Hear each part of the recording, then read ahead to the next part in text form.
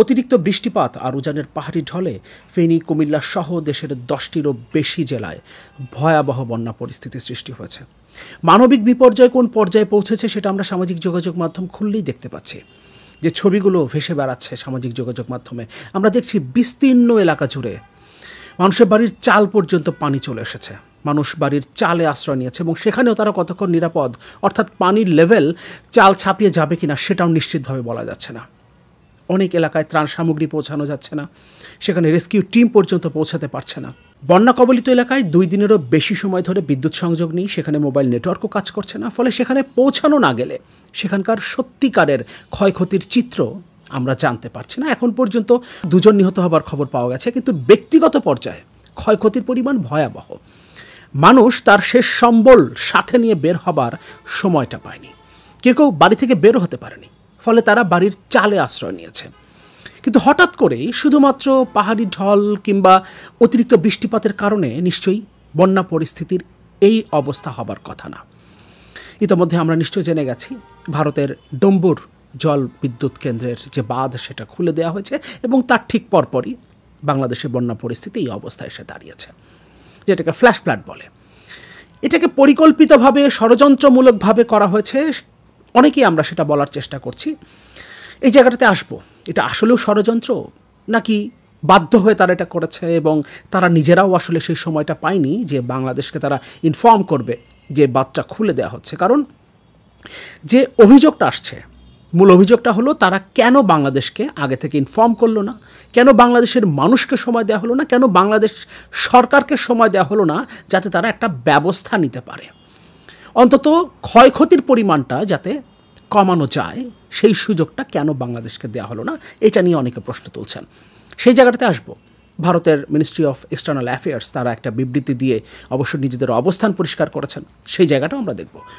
বাংলাদেশকে বিপদে ফেলার ভারতীয় ষড়যন্ত্রের যে আলোচনা চলছে, এর পাশাপাশি দেশের ভেতর থেকে কোনো ধরনের ষড়যন্ত্র হচ্ছে কিনা, বাংলাদেশে নতুন যে সরকারটা গঠিত হয়েছে অন্তর্বর্তীকালীন সরকার, সেই সরকারকে চাপে ফেলার জন্য কোনো ধরনের ষড়যন্ত্র হচ্ছে কিনা সেদিকটাও আমাদের একটু দেখা দরকার। বরং সেই জায়গাতে আমাদের গুরুত্ব একটু বেশি দেওয়া দরকার। কেন এই কথা বলছি সেই আলোচনায় আসব। অন্তর্বর্তীকালীন সরকার দায়িত্ব নেবার 20 দিনও হয়নি, ফলে প্রশাসনে এখনও আওয়ামী লীগের বিশ্বস্ত শেখ হাসিনার আস্থাভাজন লোকরা ঘাপটি মেরে আছে। বাংলাদেশে বন্যা পরিস্থিতির আকস্মিক অবনতির জন্য ভারতকে যে দায়ী করা হচ্ছে তার মূল কারণ হলো তারা বাংলাদেশ সরকারকে ইনফর্ম না করে কোনো ধরনের নোটিশ ছাড়াই ডম্বুর জলবিদ্যুৎ কেন্দ্রের বাঁধ খুলে দিয়েছে। তবে ভারতের পক্ষ থেকে দাবি করা হচ্ছে পরিস্থিতি এত দ্রুত অবনতি ঘটেছে যে তারা ইনফর্ম করবার মতো সময় পায়নি, কারণ এই সময় যদি তারা ডম্বুর বাঁধ খুলে না দিত সেক্ষেত্রে বাঁধ ভেঙে যাওয়ার আশঙ্কা ছিল, কারণ সেখানে পানির চাপ এতটাই বেড়ে গিয়েছিল। একই ধরনের পরিস্থিতি সিকিমেও, সেখানে পাহাড় ধসে তিস্তা নদীর ওপরে একটা জলবিদ্যুৎ কেন্দ্রের বাঁধ ভেঙে গেছে, ফলে গজলডোবায় এখন পানির চাপ বাড়ছে। পশ্চিমবঙ্গে বন্যা পরিস্থিতি অবনতির আশঙ্কা তৈরি হয়েছে এবং যেটা হয় গজলডোবায় যখনই পানির চাপ বাড়ে তখন তারা গেট খুলে দেয় এবং বাংলাদেশে তিস্তা অববাহিকা অর্থাৎ উত্তরবঙ্গে ভয়াবহ বন্যা পরিস্থিতি তৈরি হয়। ফলে এখন আশঙ্কা তৈরি হয়েছে পশ্চিমবঙ্গে বন্যা পরিস্থিতির অবনতি ঘটলে ভারত যদি গজলডোবা পয়েন্ট খুলে দেয় সেক্ষেত্রে উত্তরবঙ্গে ভয়াবহ বন্যা পরিস্থিতি সৃষ্টি হবে। ডম্বুর জলবিদ্যুৎ কেন্দ্রের বাঁধ খুলে দেওয়ার ব্যাপারে ভারতের মিনিস্ট্রি অফ এক্সটার্নাল অ্যাফেয়ার্স দাবি করছে এর অবস্থান, এই বাঁধের অবস্থান বাংলাদেশের সীমান্ত থেকে 120 কিলোমিটার দূরে। ফলে এই বাঁধ খুলে দেওয়ার পর প্রথমে প্লাবিত হয়েছে ভারতের একটা বড় অঞ্চল, এরপরের প্রভাব এসে পড়েছে বাংলাদেশে। ফলে তাদের দাবি যদি তারা বাংলাদেশকেই ডোবাতে চাইতো তাহলে নিজেদের এত বড় একটা অঞ্চলে তারা বন্যা পরিস্থিতির অবনতি ঘটতে দিত না, কারণ ইতোমধ্যেই সে দেশে বন্যা পরিস্থিতি একটা ভয়াবহ আকার ধারণ করেছে। আগে বলছিলাম সেখানে অলরেডি 10 জনেরও বেশি মানুষ মারা গেছে এবং অনেকেই নিখোঁজ আছেন, ফলে এই সংখ্যাটা আরও অনেক বাড়বে। সেখানেও কয়েক হাজার মানুষ পানিবন্দী এবং নর্থ ইস্ট ইন্ডিয়ার পাশাপাশি এখন মেইনল্যান্ড ইন্ডিয়াও ভয়ঙ্করভাবে বন্যা কবলিত হওয়ার আশঙ্কা তৈরি হয়েছে। কিন্তু প্রশ্ন হলো একদিন পর যখন বাংলাদেশকে বিপদে ফেলার ভারতীয় ষড়যন্ত্রের আলোচনাটা শুরু হয়ে গেছে, তারপর মিনিস্ট্রি অফ এক্সটার্নাল অ্যাফেয়ার্স তাদের অবস্থান স্পষ্ট করছে। এটা তারা আগে করতে পারত। ডম্বুর জলবিদ্যুৎ কেন্দ্রের বাঁধ খুলে দেওয়ার অন্তত 2 ঘন্টা আগে হলেও তারা এটা ইনফর্ম করতে পারত, কিন্তু সেটা তারা করেনি। ফলে ভারত বাংলাদেশে আকস্মিক বন্যা পরিস্থিতির যে অবনতি ঘটেছে এর দায় কোনোভাবেই এড়াতে পারে না। কিন্তু এখানে নতুন করে আরেকটা প্রশ্ন তৈরি হয়। গত 20 আগস্ট ভারতের ministry of earth sciences press বিজ্ঞপ্তির মাধ্যমে বাংলাদেশ সহ ভারতের বেশ কিছু অংশ, কেরালা, ত্রিপুরা সহ বেশ কিছু অংশে অতিরিক্ত বৃষ্টিপাত এবং বন্যার আশঙ্কা জানিয়ে সতর্ক বার্তা দিয়েছিল। কিন্তু বাংলাদেশের দুর্যোগ ব্যবস্থাপনা এবং ত্রাণ মন্ত্রণালয় সে ব্যাপারে কি কোনো ব্যবস্থা নিয়েছিল?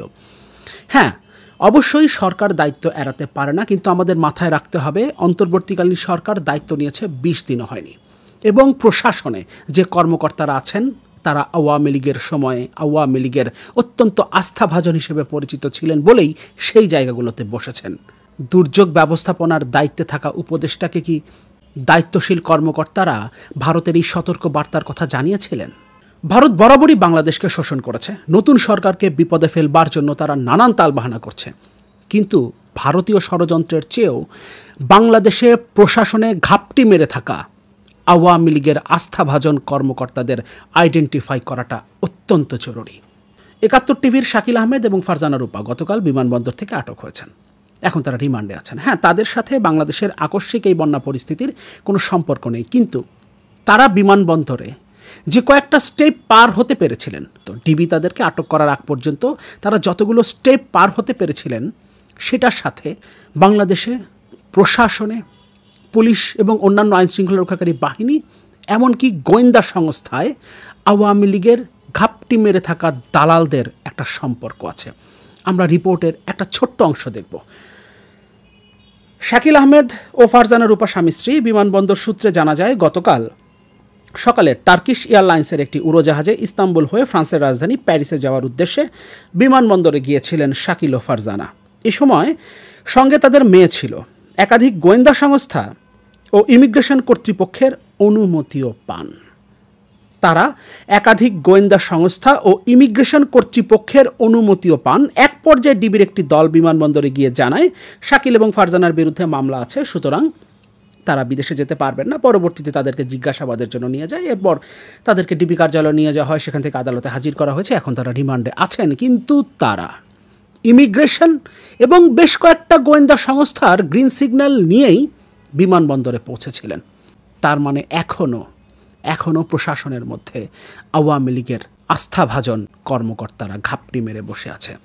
এবং 20 আগস্ট ভারতের ministry of earth sciences press বিজ্ঞপ্তির মাধ্যমে বাংলাদেশকে সতর্কবার্তা দিলেও কেন বাংলাদেশ সরকার কোনো ধরনের ব্যবস্থা নিল না, কোনো ধরনের সতর্কবার্তা ওই এলাকায় পৌঁছে দেয়া হলো না, সেটা নিয়ে যথেষ্ট প্রশ্ন করা যায়। ফলে ভারতের বাংলাদেশকে বিপদে ফেলবার জন্য ষড়যন্ত্র রয়েছে, নানান ষড়যন্ত্র রয়েছে। বিশেষ করে এই সরকার গঠিত হবার পর থেকে একের পর এক কার্ড খেলার চেষ্টা করছে তারা।